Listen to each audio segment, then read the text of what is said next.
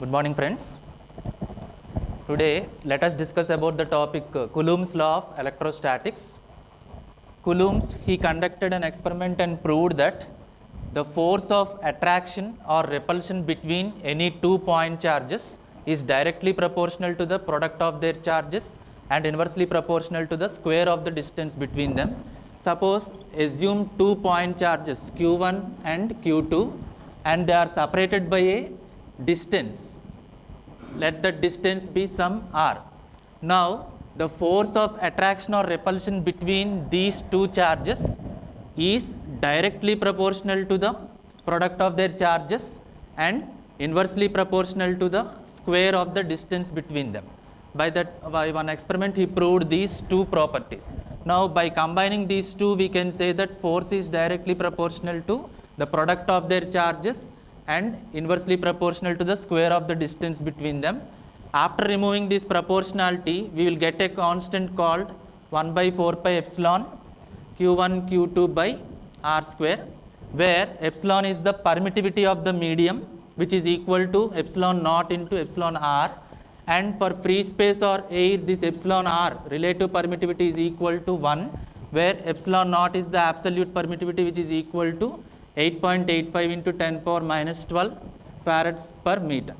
So, this is the basic formula for Coulomb's law, which gives one expression for the force of attraction or repulsion between the two charges. Now, we should express this Coulomb's law in vector form also, because in our subject we are going to express all the point charges in either Cartesian system or cylindrical system or spherical system. So, for that we need to know this force value even in vector form also. So, take the same two charges q1 and q2. Now, take one reference point, some O reference point.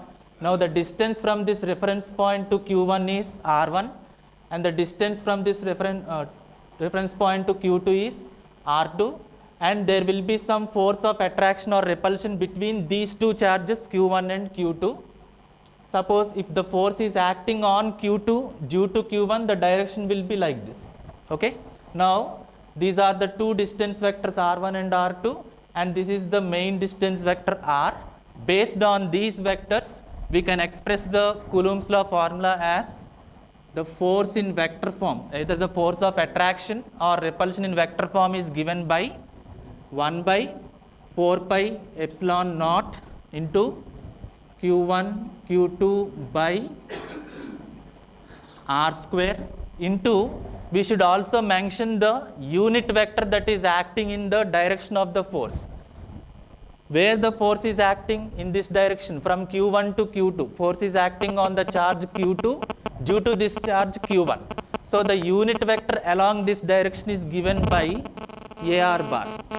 Okay. How to express this unit vector AR bar means, AR bar is given by the distance vector r bar divided by the magnitude of the distance vector, which is equal to this r2 minus r1 by mod r2 minus r1.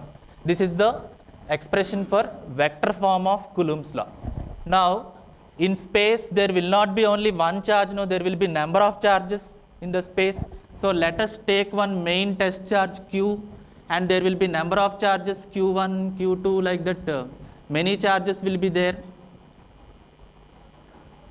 Now, due to all these charges from q1 to some qn, there will be some force of attraction or repulsion depending on their polarities. So, there will be some force of attraction due to q1 on q, there will be some force of attraction or repulsion due to q2 on q, and also there will be some force of attraction or repulsion due to this q3 on q. So, suppose take one reference point. So, we can mark the distances from all the point charges to this reference point, and also we can mark the distance between these. So, let the unit vectors along these be a1q, a2q and a3q.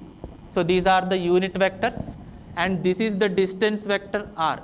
So, from the principle of superposition, we can say that the total force that is acting on this main test charge q is the sum of the individual forces that are being acted by q1, q2, q3, all these charges forces are equal to the sum. So the total force that is acting on the main test charge q is given by the sum of the individual forces. That means force due to q1 on q, force due to q2 on q, like that all those forces will be added up. So this is called as principle of superposition, which is the most important model for problems which will come in competitive exams also. So this analysis is called as principle of superposition. So next we need to know about the electric field intensity.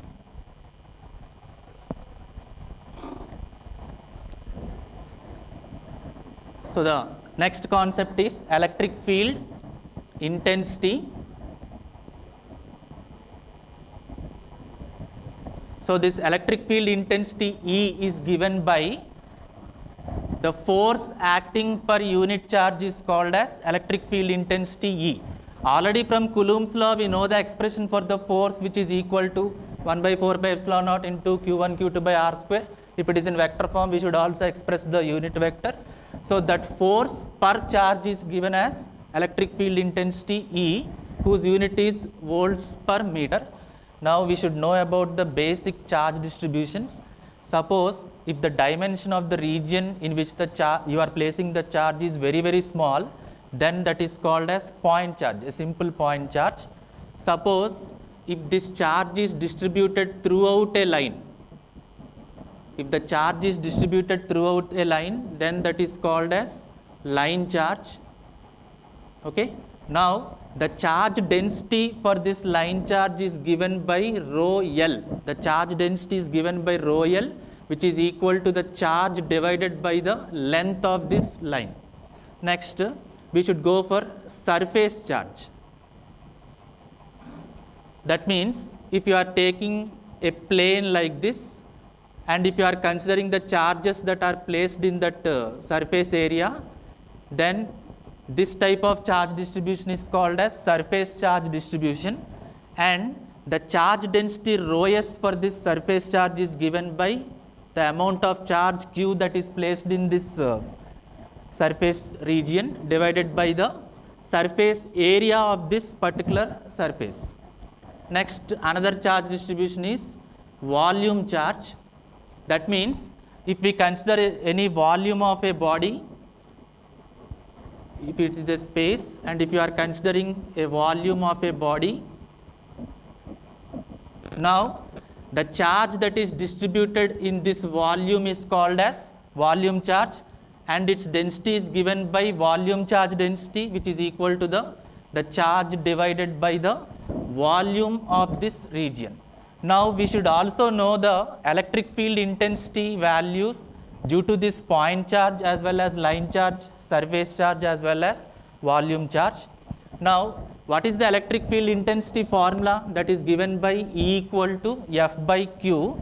Now we already know that F formula is 1 by 4 by epsilon naught q1 q2 by r square. So if we substitute that F value here, E bar due to a point charge is given by 1 by 4 pi epsilon naught q1, because if this F value is substituted here divided by again the main charge. Suppose if the force is acting on the second charge divided by q2, that will give you the electric field intensity at any point charge q is given by q1 by 4 pi epsilon naught into r square volts per meter. This is the expression for electric field intensity due to a point charge q. Suppose if we consider a line charge, for a line charge the electric field intensity is given by, already we know that the electric field intensity due to a point charge is q by 4 pi epsilon naught r square, and this q is already given here. Q will be equal to rho L into L. That means integral rho L into L divided by 4 pi epsilon naught r square. Suppose if we take this surface charge, the electric field intensity due to this surface charge is given by integral rho s ds divided by 4 pi epsilon r square. Suppose if we consider this volume charge, the electric field intensity is given by integral rho v dv by 4 pi epsilon naught r square. So these are the different types of charge distributions and also the electric field intensities formulas which are given due to those charge distributions.